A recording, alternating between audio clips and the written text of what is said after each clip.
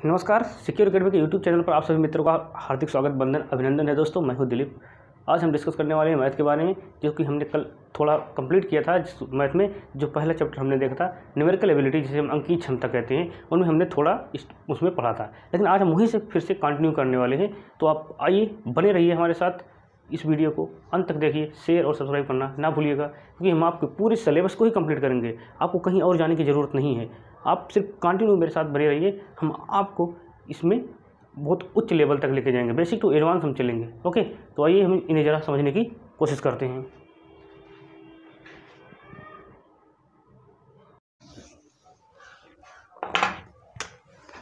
Rational number,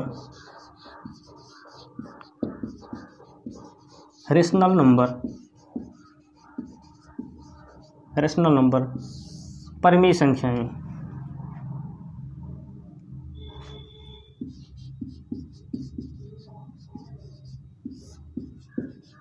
परिमेय संख्याएं, it's okay. तो देखिए डेफिनेशन क्या है इसकी। वह संख्याएं जिन्हें p/q के रूप में लिखा जा सकता है।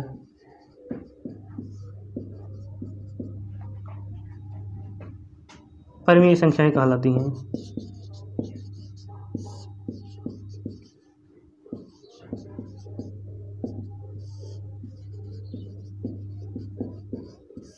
परिमेय संख्याएं कहलाती हैं। रेशनल नंबर परिमेय संख्याएं वह संख्याएं जिन्हें हम p/q के रूप में क्या करते हैं, लिख सकते हैं। उन्हें हम क्या कहते हैं, परिमेय संख्या कहते हैं। जहां क्या होता है, जहां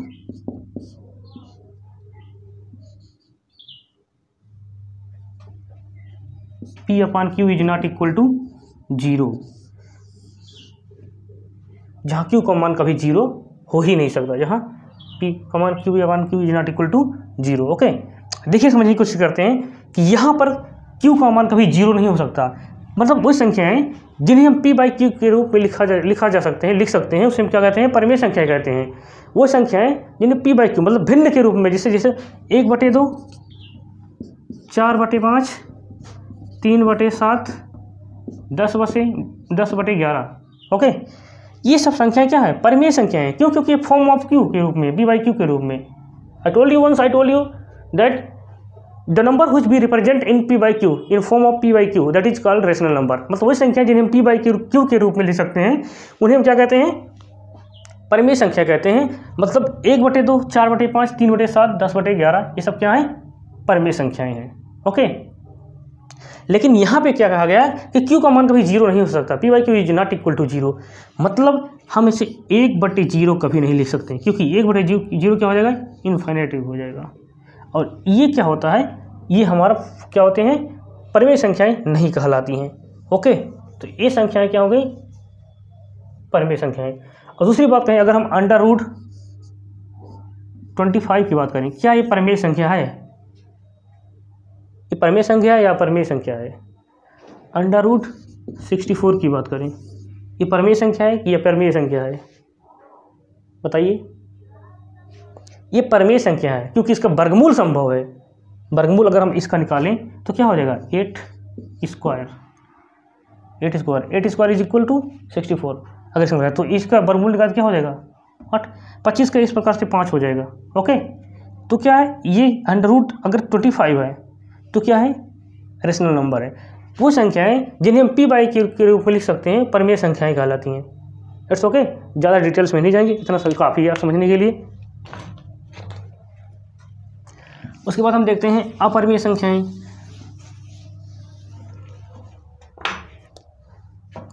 इरेशनल नंबर,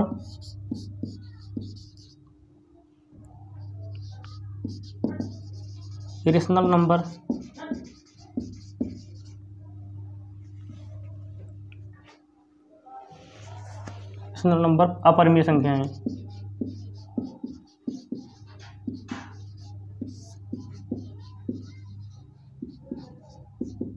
अपरिमेय संख्याएं इरेशनल नंबर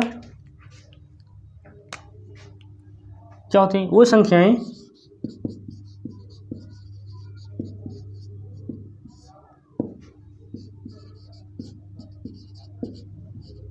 जिन्हें p बाई क्यू के रूप में नहीं लिखा जा सकता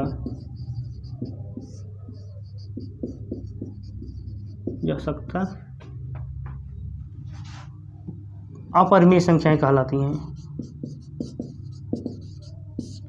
अपरिमेय संख्याएं कहलाती हैं। It's okay. वो संख्याएं the number which we can not represent in form of p by q that is called irrational number. वो संख्याएं जिन्हें हम p बाई क्यू के रूप में नहीं लिख सकते उसे क्या कहते हैं? अपरिमेय संख्याएं कहते हैं। जैसे √5, √3, √7, √11, ये सब क्या है? अपरिमेय संख्याएं। क्योंकि अगर हम इनका वर्गमूल निकालें तो ये क्या हो गए? कुछ पॉइंट में क्या कहेंगे? निकाल लेते हैं वर्गमूल, देखिए करते हैं 5 × 1/2, यही तो होता है रूट का मान ना। फिर करते हैं इज इक्वल टू 5/2, 2 2 × 4.2, 5 × 10,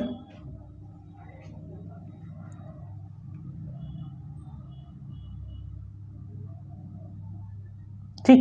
कुछ पॉइंट में करके आ रहे हैं। इसका वैल्यू हम क्या p बाई क्यू के रूप में नहीं आ रहा है। मतलब p बाई क्यू के रूप मतलब इसे हम 1/2 इस तरह से लिखते हैं। मतलब इस क्या है? इसे p बाई क्यू के रूप में, लेकिन इसको p बाई क्यू के रूप में नहीं लिखा जा सकता क्योंकि ये पॉइंट्स में करके कुछ आ रहे हैं। ये क्या है? √5, √3, √7, √11, ये क्या है? ये क्या है? अपरिमेय संख्याएं हैं। अगर हम बात करें ये सिर्फ 5, 2, 3, अब बताइए क्या परिमेय संख्या है ये या अपरिमेय संख्या है? बताइए क्या है?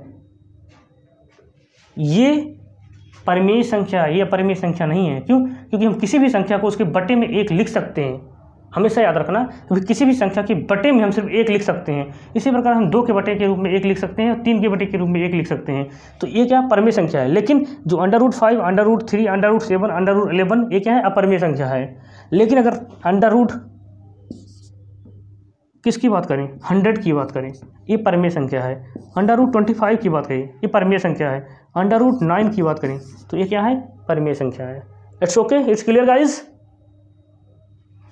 तो let's move to the next point. I hope आपको समझ में आया होगा इतना, और थोड़ा और आगे चलते हैं। अब जब हम नंबर्स में कहाँ तक देखा, नंबर में परिमेय संख्याएं,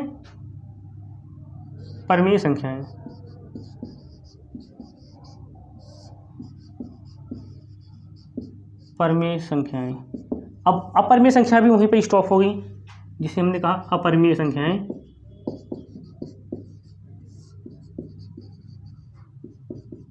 हमने 2 देखा, हाँ। अब इसको भी हमने जब देखा 2, परिमेय और अपरिमेय में, फिर अब इसकी भी 2, ये भी और बढ़ के आई संख्याएं। इसके भी जब बेटे ने मान लो जन्म लिया, फिर इन्होंने 3 भागों में बांट दिया इसको। अब पहला क्या था? Natural number. दूसरा जो संख्या निकल के आई वो क्या थी? Whole number.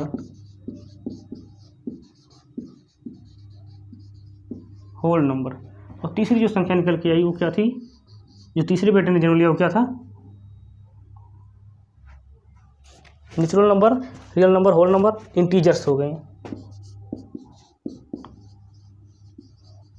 Integers, okay. Natural number को हम क्या कहते हैं? प्राकृतिक संख्याएं।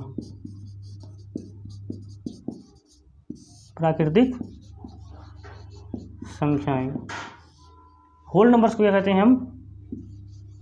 पूर्ण संख्याएं।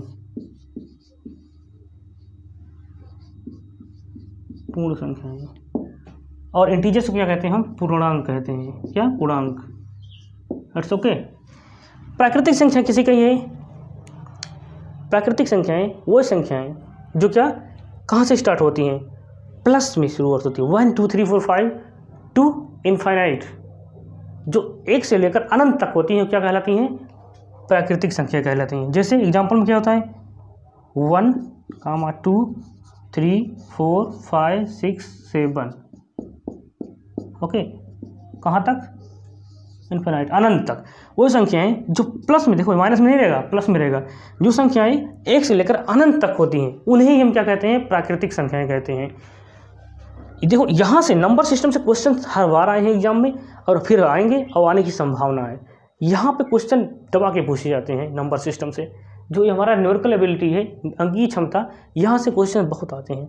तो यहाँ पे प्राकृतिक संख्याएं किसे कहते हैं, अगर क्वेश्चन आया भी है कि प्राकृतिक संख्याएं किसे कहते हैं, हमारे टेट में भी आया है, उसमें भी जो पैटर्न में भी बहुत आया है कि इसमें क्या होता है कि प्राकृतिक संख्याएं किसे कहते हैं, उसमें दे देगा कि -1 2 3 या 1 2 3 या 0 1 2 3, इस तरह से आपको एक क्रम में दे देगा, ऑप्शन दे देगा, विकल्प देगा, उसमें से चुनने को रहता है। इस प्रकार हम समझने की कोशिश करते हैं कि प्राकृतिक संख्याएं किसे कहते हैं, मतलब natural number. What is the natural number? Natural number जो संख्याएं 1 से लेकर स्टार्ट होती हैं अनंत तक जाती हैं, वो क्या कहती हैं, प्राकृतिक संख्याएं कहलाती हैं। इससे हमने देखा यहाँ पे एग्जाम्पल में 1 2 3 4 5 6 से लेकर अनंत तक जो संख्याएं होती हैं उन्हें हम क्या कहते हैं, प्राकृतिक संख्याएं कहते हैं। और पूर्ण संख्याएं किसे कहते हैं? देखो इन दोनों में बहुत थोड़ा सा डिफरेंस है, थोड़ा सा। जैसे कि यहाँ +1 2 3 4 से स्टार्ट हो रही है, बस यहाँ पे सिर्फ क्या लगा देना है हमें, 0, उसके बाद फिर 1 2 3 4, उसके बाद अनंत तक। ये क्या हो गई, पूर्ण संख्याएं। सिर्फ होल नंबर्स में क्या लगाना है, सिर्फ और सिर्फ 0 लगा देना है। और 0 का आविष्कार आपको पता ही होगा किसने किया था, आर्यभट्ट ने किया था, जो कि हमारे देश के सबसे बड़े गणितज्ञ थे, सबसे जिन्होंने पूरी दुनिया को एक मतलब गणित में सबसे महान काम किया, पूरी दुनिया को समझाया कि बिना हमारे आप लोग अधूरे हो, बिना मेरे 0 के आप लोग अधूरे हो। अगर 0 नहीं होता तो क्या गणना संभव थी? असंभव थी, क्योंकि बिना 0 को कोई काम ही नहीं हो पा रहा है। तो यहाँ पे पूर्ण संख्याएं क्या होती हैं, यहाँ पे 1 2 3 4 5 6 7 से लेकर अन्य तक जो संख्याएं हैं उसमें सिर्फ आपको 0 अगर लगा देते हैं तो पूर्ण संख्याएं कहलाती हैं। फिर इसी प्रकार अगर हम इंटीजर्स की बात करें, पूर्णांक की बात करें, तो पूर्णांक में क्या करना है, पूर्णांक में संख्याएं माइनस में चली जाती हैं। कहाँ पे, माइनस में। यहाँ पे क्या होगा, -1 -2 -3 -4 -5। इस प्रकार की हमने समझने की कोशिश की कि संख्याएं क्या होती हैं, कैसे होती हैं। और ये थोड़ा और समझने की कोशिश करते हैं ग्राफ पे थोड़ा।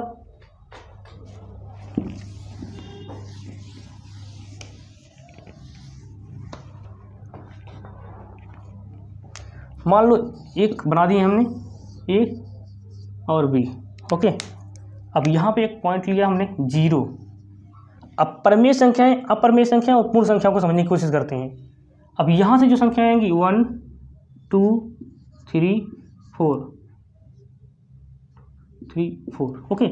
अब यहाँ पे -1 -2 -3 -4, ये 0। अब 0 की इस तरफ जो संख्याएं हैं ये क्या हो गई, नेचुरल नंबर। नेचुरल नंबर 0 को अगर इंक्लूड कर देते हैं इसमें, अगर 0 को ले लेते हैं इंक्लूड करके, तो क्या हो गई, होल नंबर। Whole number. और इसको भी अगर पूरा को इंक्लूड कर देते हैं हम, तो क्या कहलाएंगे ये, इंटीजर्स।